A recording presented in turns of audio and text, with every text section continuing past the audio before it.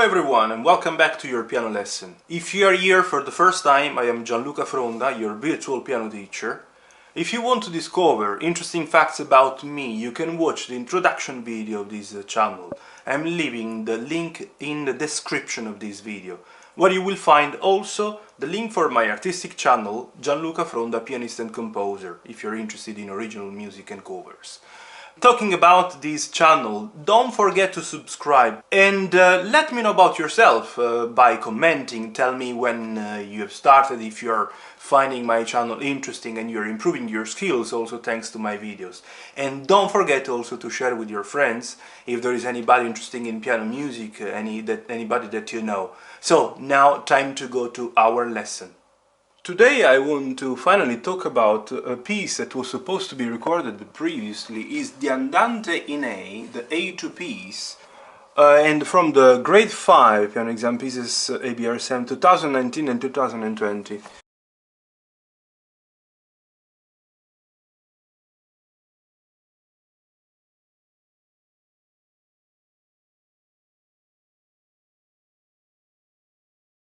Is a special present for one of my students that is about to attend the exam, and obviously I hope it will turn useful also for some other students that is following me on my YouTube channel. I will first of all play at the final speed at 72 per crotchets. But you see what I wrote, that you have to also consider it like at 144 per quavers, because if you transform 72 per crotchets in terms of quavers is 144. Why do I want to mention 144? And I will show you that I will play even at 144 using the metronome. Because since I believe, after so many years now teaching this piece, since I've noticed that many of you have really problems playing the demi-semiquavers, this dotted semiquaver and demi-semiquaver, and playing well the whole piece, I want to take you, especially because, as you know, there is a very complicated page number 8, full of demi-semiquavers. For example, this one, this bar 62 and bar 60, and same as bar 52 or 44 and also 43, full of demi-semiquavers. I think that is much better for you to master the whole piece, considering it like in 4, not in 2, like it is anyways, but in 4 just to start, considering like 1 and 2 and 3 and 4 and where, if the count is in your mind the quaver, it's obvious that the semiquaver is the half count, isn't it? Indeed, here, for example, you do 4 and, what you do 1 and 2 and 3 and 4 and, but then when you have the dotted semiquaver and the demi-semiquaver, here it will be like 4 and A. Why do I say 4? Because we start on the 4th count, isn't it? So 4 and A, 1 and 2 and 3 and 4, and I will reclarify these things later. And same as here. Here you will be counting 1A and A, 2A and A, 3A and A, 4 and. Very easy. But we will talk about it again later.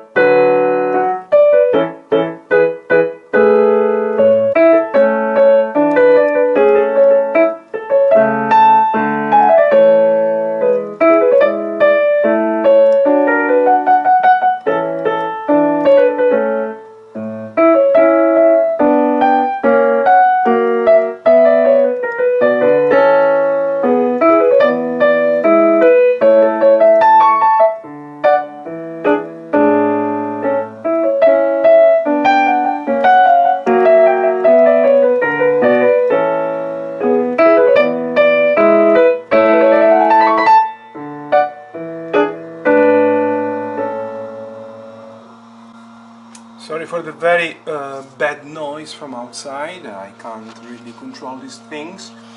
Now I want to play it as promised using the metronome at 144. Just to show you what I mean. It's exactly the same identical speed.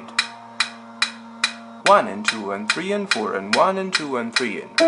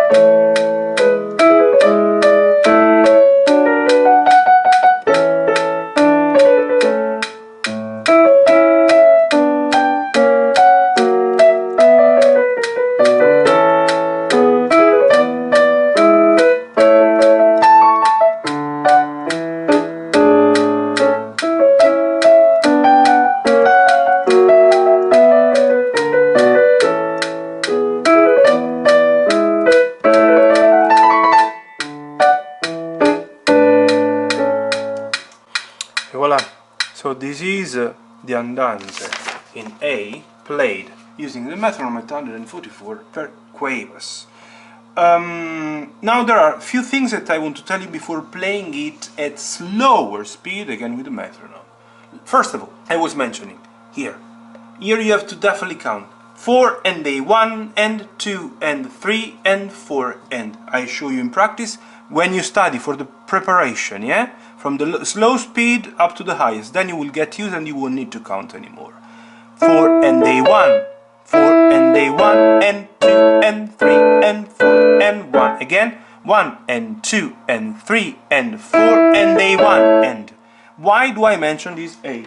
Let me take a pencil. When you, this is something that has been already explained in some other video, when you have to divide one of the two half counts, it's definitely wise to use some extra vowel.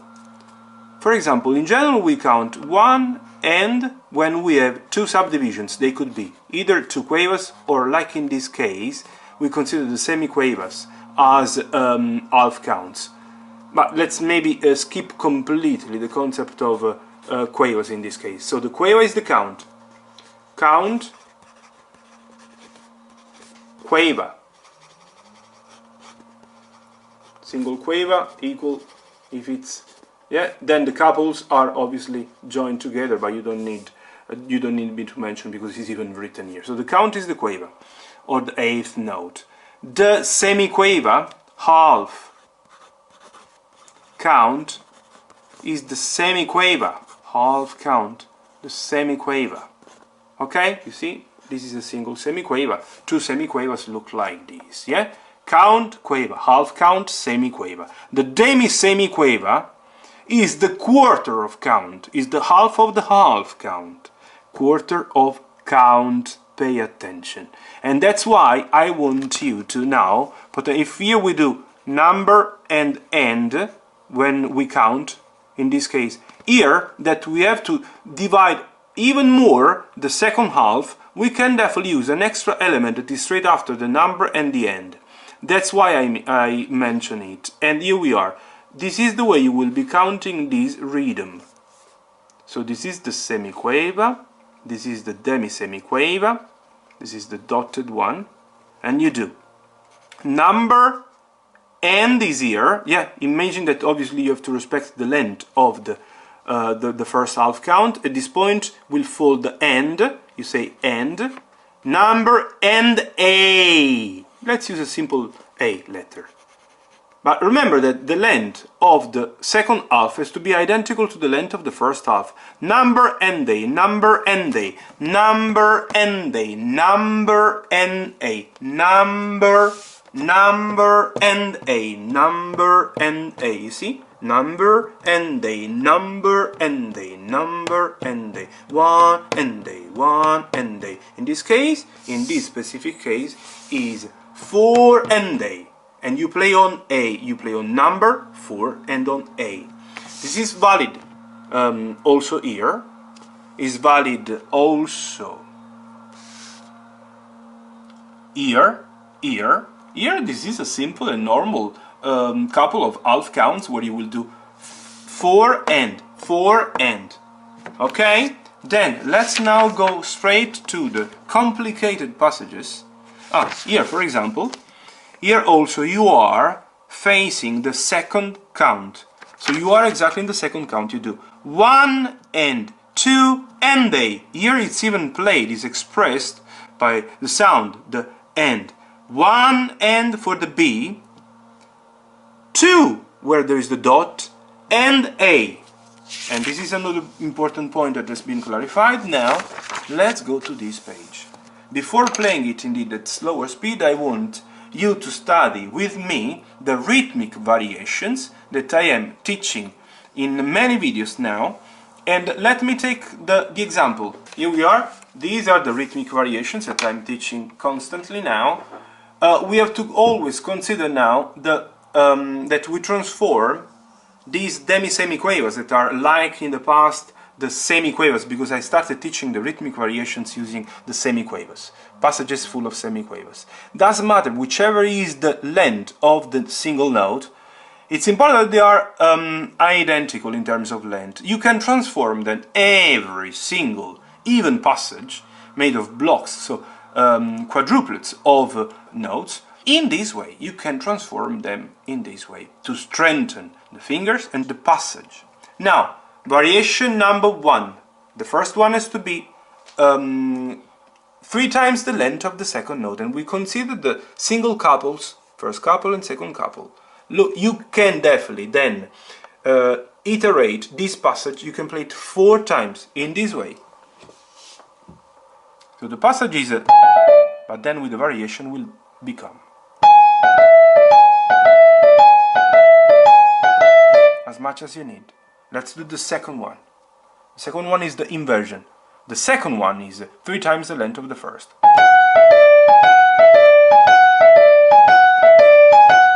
Even more, as much as you need. Let's do now the number 3. This is another couple where the first 2 are longer than the second block of 2. These are twice the length of each of the second ones. You see 2 quavers and then 2 semiquavers. In practice it will be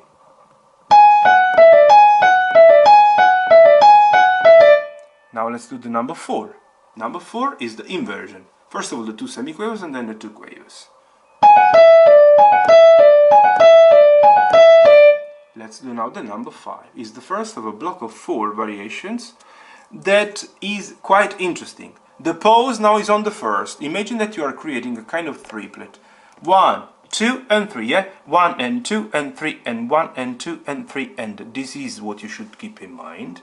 The first one anyways has to be 3 times the length of each of the 3 following ones. So in a very practical way, pause on the first note of the block. The pause will be then moved to the second, then to the third, and then to the fourth in the following ones. But now, pause on the first.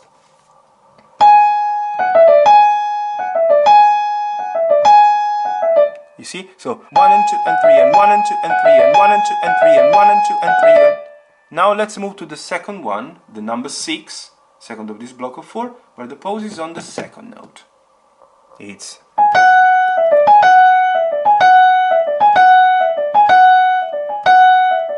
variation number 7. Pause on the third note.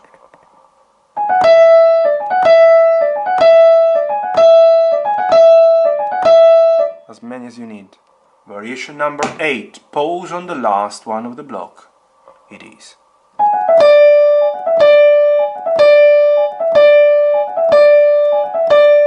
And now time to play the last couple, variation number 9 and variation number 10. 4 long notes and 4 short notes, 4 quavers in major and 4 semiquavers. The length of these has to be twice the length of each of the following 4. We can consider like having 2 blocks, because we are iterating this block of 4. And look, it will sound.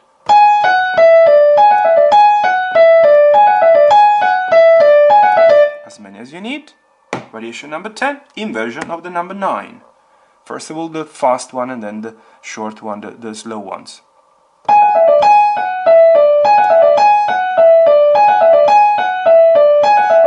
Et voila! What we have done here can be done here as well. Here, here, these are identical, you see? I'm not showing you because it's identical, the concept, identical. I want to spend a few seconds now talking about this one. The only small difference is at the end, when you have the variation number 9 and variation number 10. So you will be able to apply this one to the first block, the quick ones to the second, and then you will end on the long notes. You won't be able to play one extra block of fast notes. Same problem in the number 10, where you will start with a quick one. The second block will be played made of long notes, the quavers, and then you will end here with the quick ones. But it's simple. I can show you maybe 1 second the number 9 and 10. Variation number 9. I'm not playing all the other ones because I've already been showing you with the other one. So it will be. So I do it again. Even slower. Tan tan tan ta yakataka tam tam tam tam tam. And variation number 10 will be. Takatati tam pa pa pa ta ta ta ta tam. Again. Tikataka pa pam pa yapatapa tam. Okay? Yeah, these funny sounds that I am emitting. Then, one more important thing to clarify. I want you, please, to play respecting the slur here. The slurs, they must be all respected. What do you do when there is a slur? You don't disconnect, you don't split these notes. They have to be played very smoothly. Bound. Ti-yum. Or ti-yum. Every single time. If you split, it would be dum pum or pum pum. But this is not what you do when you have the slur. What I really like, indeed, is this. I like that I would really appreciate if you can play the notes without any slur, with not even staccato. I would really appreciate if you can play them portato or non-legato, to make it simple, with a kind of bouncing attitude, as I have done. So legato, super legato they would be. It is anyways impossible because you have to reiterate the notes in couples. You see, ta-ta, couple, couple. A staccato they would sound. We are not talking about neither legato nor staccato. A middle way, portato or non-legato. With a bit of bouncing attitude all over the piece, because there is no mention of phrase mark, and this is classical music, strictly classical, where the default articulation should be the portato. Now, let me play it slowly, very very slow, at 72 per quavers, exactly half speed. I will keep the metronome on. This is just to let you see every single mechanism. Don't mind if I change some fingering. I have already written some. Try to capture the information from my music sheet and try to do your best now to follow my moves. 1 and 2 and 3 and 4 and they 1 and 2 and 3 and 4 and 2 and 3 and 4 and they 1 and 2 and 3 and 4 and 1 and 2 and 3 4 and 1 and 2 and 3 and 4 and 2 and 3 and 4 and 1 and 2 and 3 and 4 and 2 and 3 and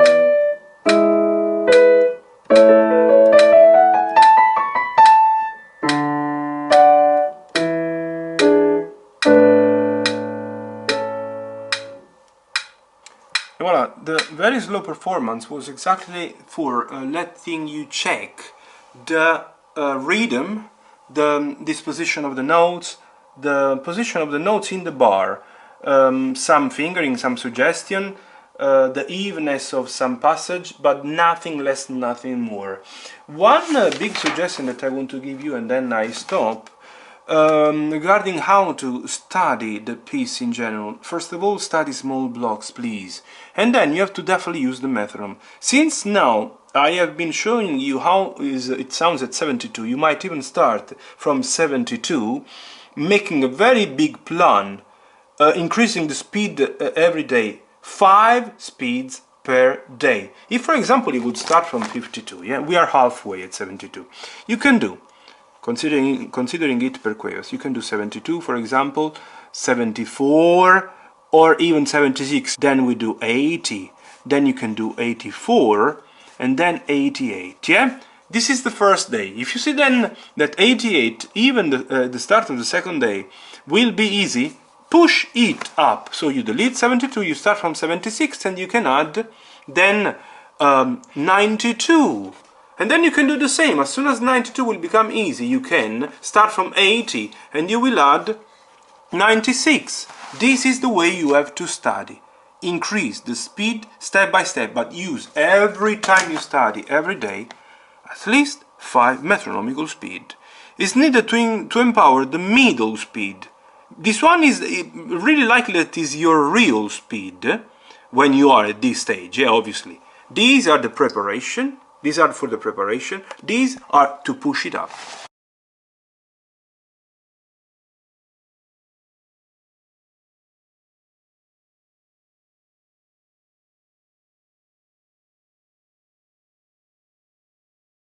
I think that I have explained everything, shouldn't be anything else.